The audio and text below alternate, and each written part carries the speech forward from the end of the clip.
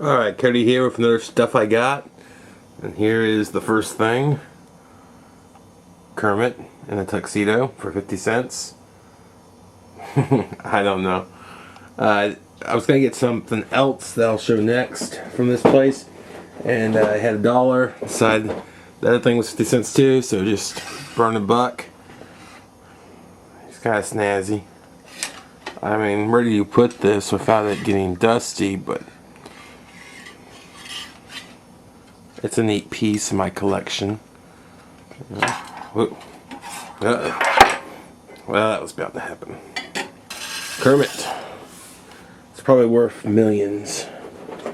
This is what I originally saw that light there, which was a plug and play 16-bit graphic.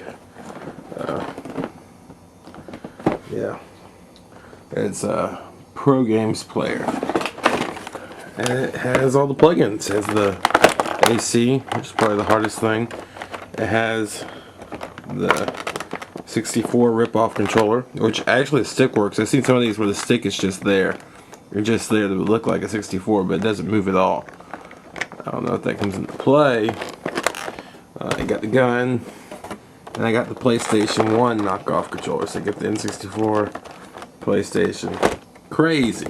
Maybe I'll do a review of this sometime, like I did the Zone or other games.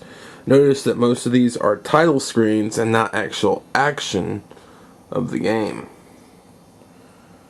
There's something to that, people. There's something to that, because the games will probably look like shit.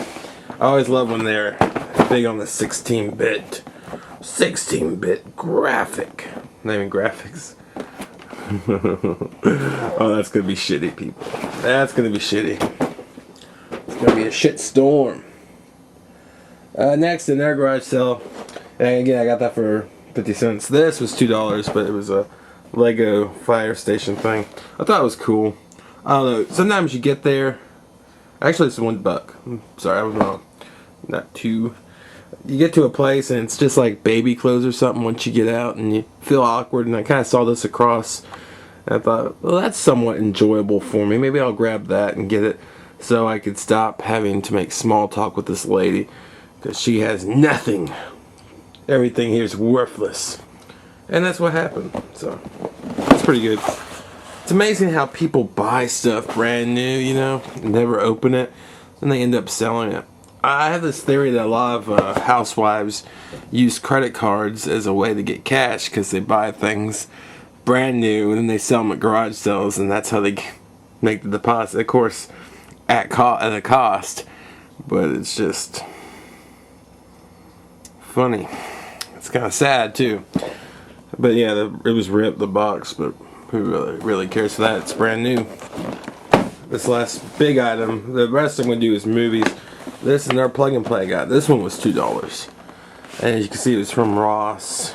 And the lowest they got it was $8.99. Look at all these. They're a bunch here. Let's compare it at 20 or something. It's Space Invaders. I thought it looked pretty nifty. It looked pretty nice. It's another plug and play, and it has Space Invaders, of course, Phoenix, Lunar Rescue, Quicks, I guess that's how you say that, Colony 7.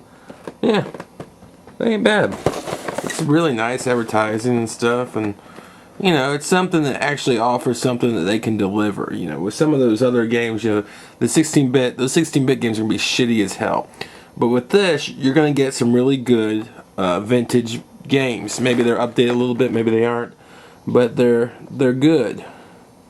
I mean, they look pretty true to the form of the Atari 2600. So yeah,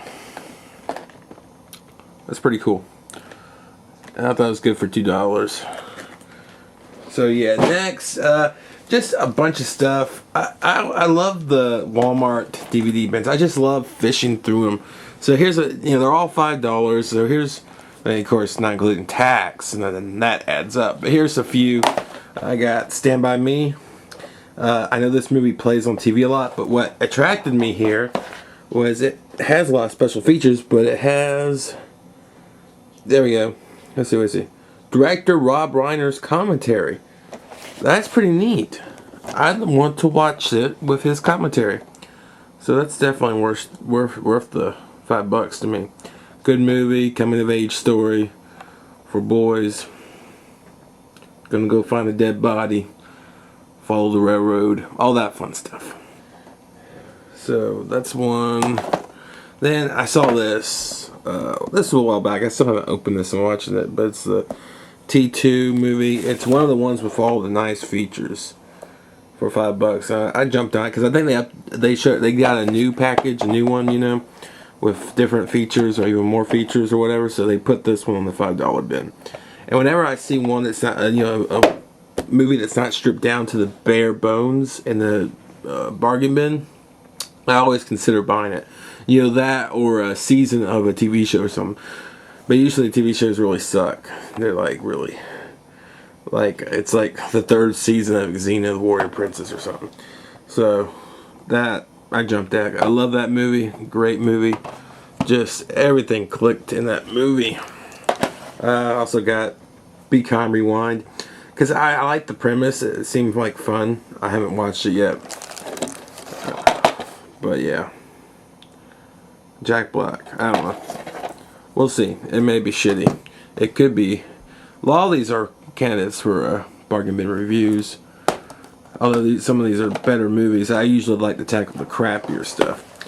SpiderMan, again, it's one of those deals where it had all these special features. It had 2 discs. Also, I saw this there and just had to get it. Spaceballs, $5. I just had to get it. It has nothing when it comes to special features. And over time, it's become, I think it's broken inside. Sometimes that little peg breaks and the disc goes wild. Pisses me off. Hear that? I hate that shit. But, I mean, it wasn't like that when I got it, so. Or the disc just comes off. And whatever. Then I got this. I was really upset because I had bought this solo before. And from the $5 bin. Now it's a multi-pack with the even better first one. Duh. So mad at myself. But I love the Neverending Stories. I even like the second one. I was able to see the second one in theater. So it kind of gives me that connection with it. Whereas I could tell it's not as good as the first one, but I still was able to enjoy it. Yep. Look at the 2 Atreyus. There's the first one, Atreyu, who I thought looked a lot like and sounded like a girl early on in that whole movie. It was just really kind of weird.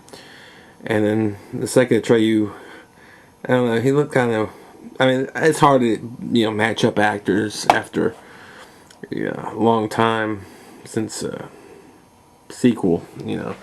You can't use the same actor because he's too grown or whatever. Had to use this kid. And well, I guess it wasn't too bad. Just he didn't look much like this kid. But he was Indian-ish. So that works.